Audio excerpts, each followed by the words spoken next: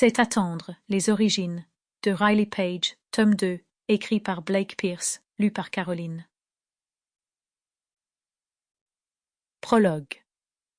Au début, Janet Davis ne ressentait rien, hormis la terrible douleur qui secouait son crâne comme un millier de castagnettes, jouant à n'en plus finir. Ses yeux étaient enfermés. Quand elle essaya de les ouvrir, elle fut aveuglée par une lumière blanche éblouissante et dut les refermer. Elle sentait la chaleur de la lumière sur son visage. « Où suis-je » se demanda-t-elle. « Où étais-je avant que cela n'arrive ?» Alors cela commença à lui revenir.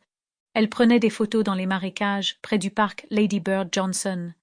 L'été était trop avancé pour que les millions de jonquilles ne soient encore en fleurs, mais les feuilles de cornouiller étaient d'un beau vert profond, surtout à la lumière du coucher de soleil. Elle était dans la marina, à photographier les bateaux ombragés et le magnifique spectacle du coucher de soleil sur l'eau lorsqu'elle avait entendu des pas s'approcher rapidement d'elle par derrière. Avant même qu'elle ne puisse se retourner pour regarder, elle avait senti une douleur aiguë à l'arrière de sa tête, et son appareil lui était tombé des mains. Puis... J'ai perdu connaissance, j'imagine. Mais où était-elle à présent? Elle était trop étourdie pour se sentir réellement inquiète, mais elle savait que la peur ne tarderait pas à faire son apparition.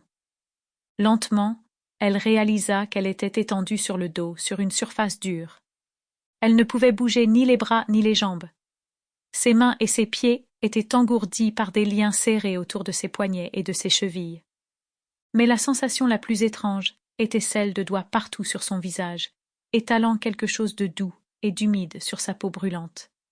Elle réussit à croasser quelques mots. « Où est-ce que je suis?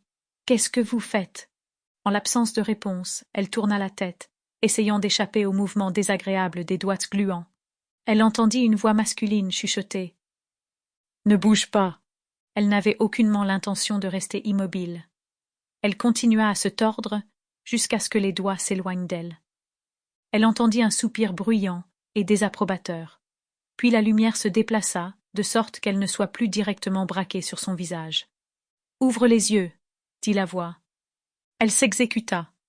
Dans un éclat de lumière, apparut devant elle la lame aiguisée d'un couteau de boucher. La pointe du couteau s'approchait de plus en plus de son visage, la faisant loucher sur la lame jusqu'à ce qu'elle la voie en double. Janet haleta, et la voix chuchota à nouveau. « Ne bouge pas !» Elle se figea, fixant son regard au-dessus d'elle, mais un spasme de terreur traversa son corps. La voix siffla à nouveau l'ordre. « Ne bouge pas, j'ai dit !» Sample complete. Ready to continue?